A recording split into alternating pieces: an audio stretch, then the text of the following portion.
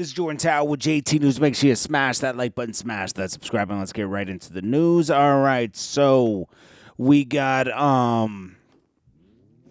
first off, we got Jim Jones and Max B. Now, Jim Jones refuses to talk about Max B ever since he got home. He even was really upset when Max B was performing with French Montana at the BET Awards. Man, you know, it's like Jim Jones just can't get over it, you know? Jim Jones held Max B's career back, and he got punished as he should. Yes, did Max B cross the line talking about Chrissy Tuster to Miami? Yeah. But did Jim Jones deserve it? Absolutely. Because Jim Jones hasn't put anybody on. He did not put Stack Bundles on. He didn't put Max B on. Well, wait. I'll give him the Max B credit. He helped Max B out and introduced him, but he didn't allow him to have his own career. Let me be clear on that. And with Stack Bundles was already like Stack Bundles, okay? Like, I worked with Stack Bundles. I did one of his very few music videos he has out. And he was incredibly talented and would have really been the biggest artist coming out of New York. I think French Montana was big. Stack Bundles would have been way bigger. Well, they probably would. French Montana's always had the... he's had that gift of gab to get in the right rooms, okay? But with Jim Jones and Max B was asked by Jason Lee on a recent podcast. He addressed a lot of things. One of those things was Jim Jones. Would you work with him? He says if the money was right and it made sense. Now, Jim Jones tried to do a song with French Montana a while back. He thought it would be a big thing. And, it did a couple million streams, okay? And it was like burying the hatchet. These two had beef for years over Max B and other things, Dipset-related things. But they buried the hatchet. And Jim Jones felt like, they were pretty cool until it came closer to Max B coming home. They didn't work together anymore. And that was that, Jim Jones is like just trying to figure it out now. He's not, nobody's really streaming his music anymore. People don't really care about that podcast. They did get it. Jim Jones is going to find a deal. They did find some sponsors, but they're splitting it 4 ways. Mano, Dave East, Fable. It's just a weird thing going on there, to be honest. Like, some of it's funny. I like some of the clips from it, right? But there's not much going on there, There's not much going on in hip-hop right now. It'll reboot, don't worry. It's not over. It's just that things went too far one way with music, Getting off the topic of that, like, things went too far trash. Too many, and I'm not talking about Jim Jones or anybody else. I'm talking about certain rappers are out right now that suck. You can tell there's just a lot of bad artists out here. A lot are using autotune. A lot sound the same. And a lot are being botted. A lot are being pushed by labels and forced on us. And they're not really that good. And I don't even know who's listening to them. Maybe this younger generation, I think they just tolerate it. There's going to be a shift in music, and that's for sure. There's already been a shift in entertainment. Streamers are way more poppin' than rappers, unfortunately. All right, so Ja Rule, this is interesting. Said he turned down $500,000 for Too Fast, Too Furious because he was set to make $14 million on tour. Now, he did the first Fast and Furious, right? Right? He did the first one. Wait, Ja Rule, Fast, Furious. Let me be accurate, okay? The Fast and the Furious, 2001, he was in it. He wasn't necessarily the main character, but he was in it. Ludacris was in it too, okay? And he turned it down to grind from the raps. Turned it down, man. $14 million tour, all right? Said they offered me some money to do the second one. But at the time, Vin Diesel wasn't going to come back for the second one. And the director, Rob Cohen, wasn't coming back. So the movie was kind of in limbo of what was going to happen. In that time frame, I set up a tour. He was the biggest rapper at that time, let's be real. He was. John Singleton wanted me to do the movie. God bless John. The universe works the way it works. They were offering me $500,000 to do the movie, and I was going to make like $14 million on tour. I was like, I'm going on tour. I'm a rapper. I'm not really an actor. That's not what I do. That was a decision I think anybody, of course, nobody would have thought that this would have been a franchise at that point. Nobody. Tyrese, this was arguably a big movie for him. Who else was in this movie? Oh yeah, Ludacris was in this one. You know what's funny? This probably would have solidified Ja Rule in the series. Isn't that crazy?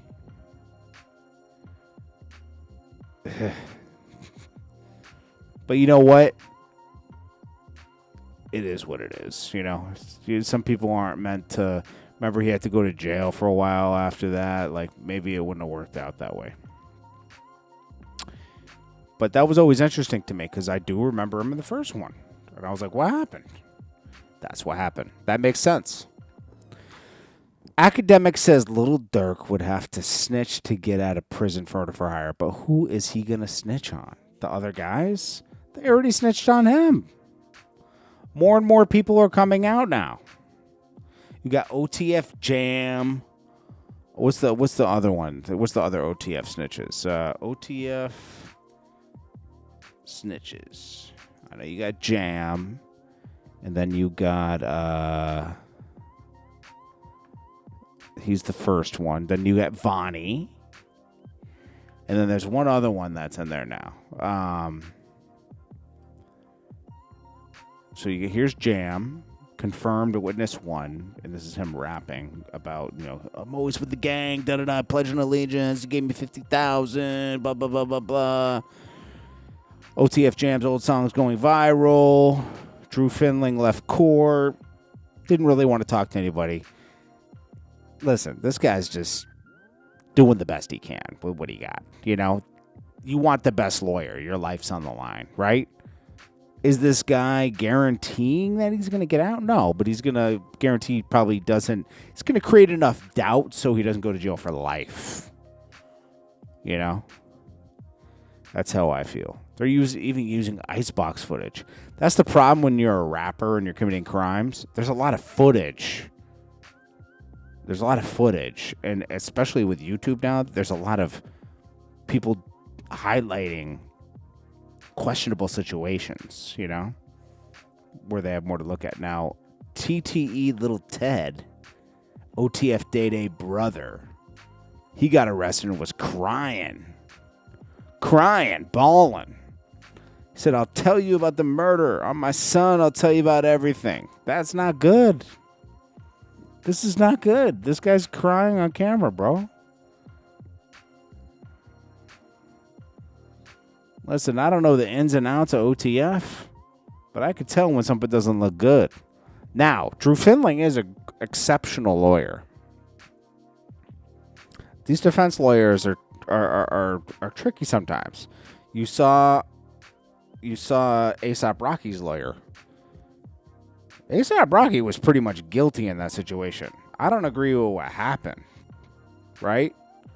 That guy provoked. I forget his name. Let's see. A$AP Rocky. Bari? That was his name? Wait. Was it A$AP Bari? Let me see. Or maybe it wasn't. No, it was the other one. A$AP. What was his name again?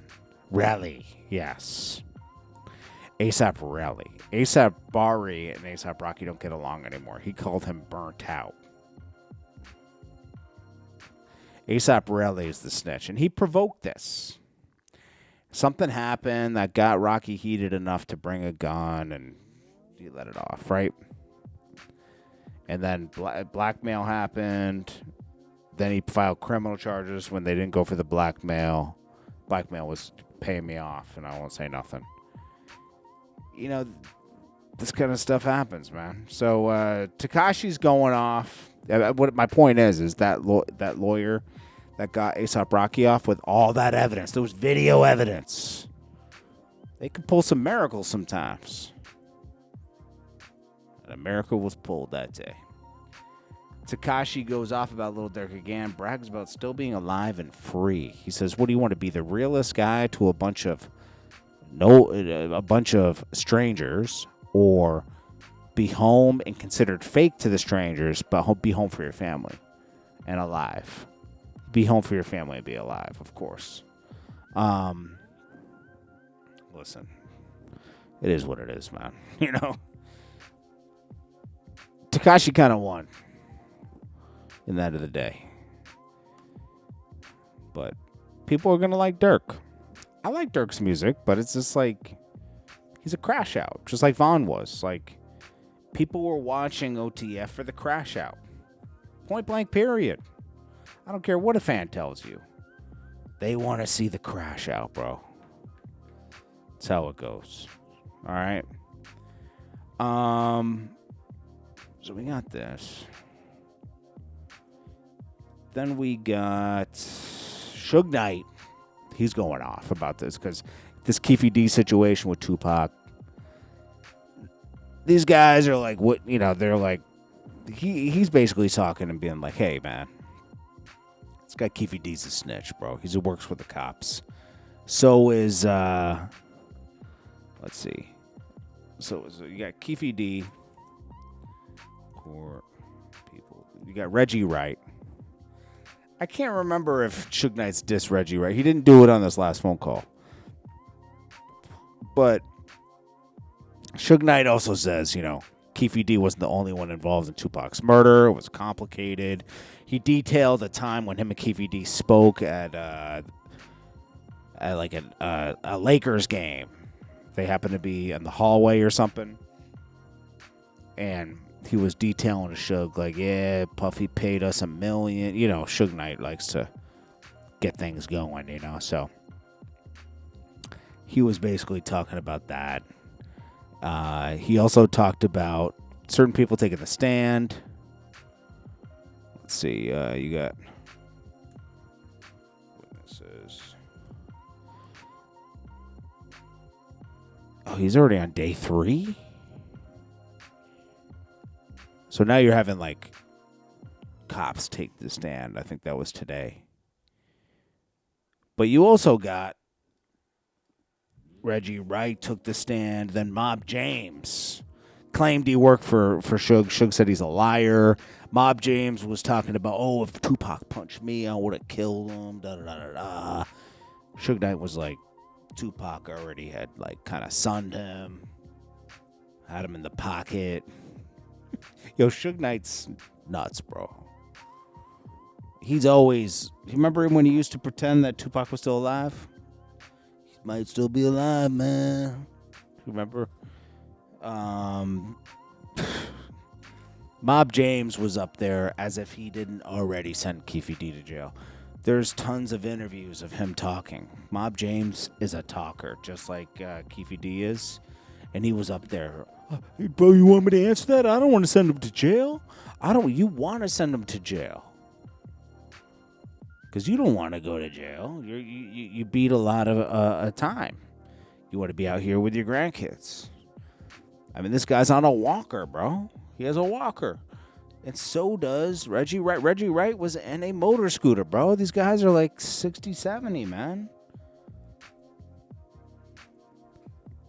Bro, time happens. We're all older, you know? We're all older, you know? I'm in my early 40s now. It's like, you know, it's like this happened when I was like a kid, you know? This happened when I was young as hell, bro. So it's like, I can't believe we're still talking about this 30 years later, you know? It's crazy. Is Keefe D going to go to jail? Probably. Probably, bro. Because these guys love this. Like, Reggie Wright was up there just talking, bro. And then I saw Keefe D mouth, "You're a rat" at one point during the thing. Look it up. Look it up. He says, you're a rat. Keefe D's a rat, bro. Keefe D talks too much, bro. So does Mob James. So does Reggie Wright. Reggie Wright was at least a cop before. So Suge Knight calls him out, Mob James and all that. Says he's a rat and all this stuff. Calls him Rat James. So Suge Knight will be talking a lot with TMZ over the next couple of days. Probably pretty interesting. King Von's sister can you imagine if Keefe D just sold Diddy out immediately? Like he said he had nothing to do with it recently. Well, she's like, yo, I changed my mind, and like put that out there, and they tried to pick it up. Imagine. King Von's, they're not going to pick it up, but imagine that happened. King Von's sister seemingly responds to people saying he would be fighting a case right now if he was still alive. That's a fact. She says, my brother would have been making his money on tour like he was doing before he left. I don't know about all the other stuff. Von wasn't even getting into trouble no more. It doesn't matter. He had already, been linked to killings. He would have been wrapped up in the duck and killing Duck. What is she talking about? She sounds like a moron. Here's another moron right here. Pop Smoke's killer. Alleged killer? He's a killer. How 45-year sentence reduced to 3 years. Now, shout out to Fruit Jams. He broke this down. Pop Smoke's killer explains how his life sentence got reduced to just 3 years after one of the DAs got into office and introduced a new law banning people under the age of 18 can get charged as adults. The rapper Pop Smoke was killed during the home invasion robbery in Hollywood Hills, Los Angeles, February 19th, 2020. 5 people were charged in connection with the killing. According to the prosecutors, the group targeted the home to steal valuables after learning Pop Smoke's location. That's why I don't stay in Airbnb, which had been shared on social media. You don't advertise you're staying in Airbnb. Max B, so, that's disgusting. That kid is disgusting. And you know what? Thanks to LA, he's free. Thanks to LA's government policies and everything. Diddy is the big bro, Max B says. Him and French Montana fully support Diddy, and they'll be there when he gets released. Okay. I mean, Diddy wasn't messing with Max B before. Just messing with him now because French. And that's fine. Anyways, this is Jordan Tower with JT News. I hope you guys are having a great week. And, I mean, really today, we'll just talk about, personal growth, overcoming, failure, and really mental strength. You're going to get a lot of people in your life that want to drag you down to their level. And you got to move past that. Don't hang around people. And I've made this mistake in my life. You hang around people that don't have the right mindset of growth. They sit around and they complain about the job. They complain about this and complain about that. And then, now misery loves company, right? So now you're connecting with them on that because who likes their job? Who likes the hours? Who likes the boss, right? First of all, you don't want to talk about that stuff with people at work. There's no loyalty amongst people you work with, okay? They will sell you out in 2 seconds. I've seen people lose their jobs over thinking they were, tight with a coworker. Don't let people drag you down to their level. Always know that there's room for growth. You do your time where you're at. You do your time at what you're doing. You do your best every day. And you keep applying. Don't be loyal to the company you work for. Don't be loyal to the people you work with. Be loyal to yourself. Know that if you're offered more money in a better position, you take that, okay?